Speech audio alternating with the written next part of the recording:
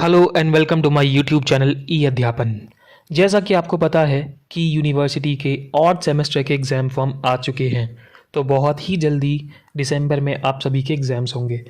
अगर आपने अभी तक अपनी पढ़ाई स्टार्ट नहीं की है या फिर आप इस एग्ज़ाम्स में अच्छा स्कोर करना चाहते हैं, तो आप बिल्कुल सही वीडियो देख रहे हैं। आज मैं आप सबके लिए लेके आया हूँ बीबीए, बीसीए, बीजेएमसी और ऐसे बहुत सारे कोर्सेज़ के लिए एनवायरमेंटल स्टडीज़, जो कि आपका एक क्वालिफाइंग सब्जेक्ट होता है, उसके पिछले 3 साल के प्रीवियस ईयर के क्वेश्चन पेपर्स। तो दोस्तों, अगर आपने इस सब्जेक्ट को अभी तक टच नहीं किया है, आप केवल इन 3 साल के क्वेश्चन को भी करके चले जाएंगे तो भी आप बहुत अच्छा स्कोर करेंगे, ये मेरा आपसे दावा है। सो चलिए विदाउट वेस्टिंग टाइम स्टार्ट करते हैं। So let's start with the question paper of 2022, means just पिछले साल का क्वेश्चन पेपर।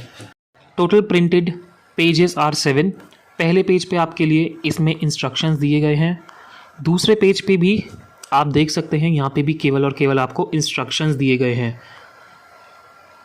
यहाँ स्टार्ट होता है हमारा सेक्शन ए। इस पेज पे आप 3 क्वेश्चंस देख सकते हैं। Explain the meaning of environment, also discuss the factors of environment. What do you mean by mineral resources? Also explain the use and importance of ether, coal और petroleum. What is water pollution? So आपको environment के बारे में, mineral resources के बारे में और water pollution के बारे में पढ़ना है, क्योंकि ये तीनों बहुत important topic है। आगे देखते हैं। Next is acid rain. What is ecosystem and what do you mean by natural resources? Natural resources means प्राकृतिक संसाधन, एंड इसमें वो पूछेगा difference between renewable and non renewable resources. So renewable वो होते हैं जिनको हम बार बार यूज़ कर सकते हैं। ये इस सब्जेक्ट के बहुत ही इम्पॉर्टेंट टॉपिक हैं, आप इसको अच्छे से पढ़ के जाइएगा। चलते हैं आगे सेक्शन बी पर। Question number 7, what is thermal pollution? तापीय प्रदूषण क्या है? What is ozone layer? Ozone अपने आप में एक बहुत ही ज़्यादा इंपॉर्टेंट टॉपिक है। ओजोन को आप बिल्कुल मत छोड़ के जाइएगा। What do you mean by rain water harvesting? Rain water harvesting again an important topic. Let's move to the section C. So यहाँ पे आपको 5 में से किसी 4, पाँचों के पाँचों पर आपको इस पर टिप्पणी लिखनी है। Wild life protection act, environmental degradation, global warming, disaster management and women empowerment. तो ये था हमारा 2022 का क्वेश्चन पेपर। अब आगे चलते हैं 2021 पे। Total printed pages are 4। पहले पेज पे आपके लिए केवल और केवल इंस्ट्रक्शंस दिए गए हैं। स्टार्ट करते हैं सेक्शन ए से।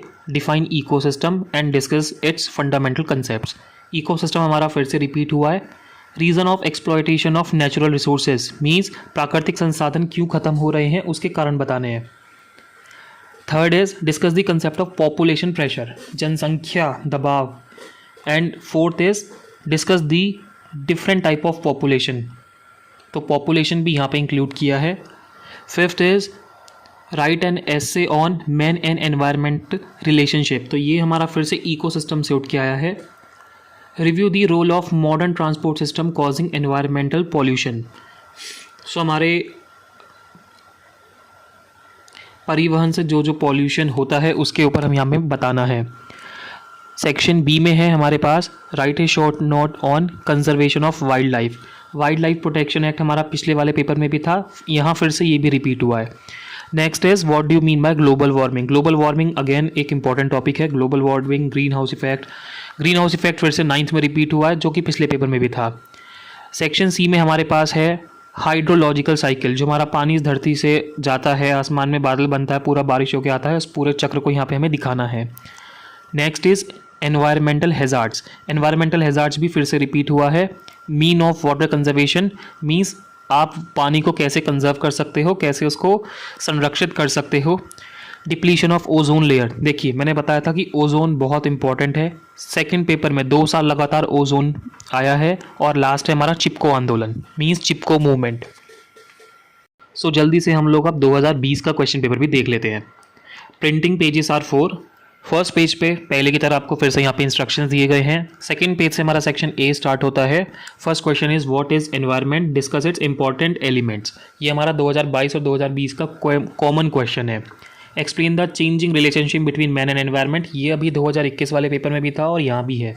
सो मैन और एनवायरनमेंट की रिलेशनशिप फिर से यहाँ पूछी गई है। Write an essay on conservation of forest resources, conservation of forest, wild sanctuary, ये सब हमारे तीनों पेपर में आप वाले क्वेश्चन देख सकते हो। तो ये हमारे अगेन एक इंपॉर्टेंट टॉपिक है। चलते हैं आगे। Give a detail account of water pollution, फिर से यहाँ पे एक वाटर पॉल्यूशन रिपीट हुआ है।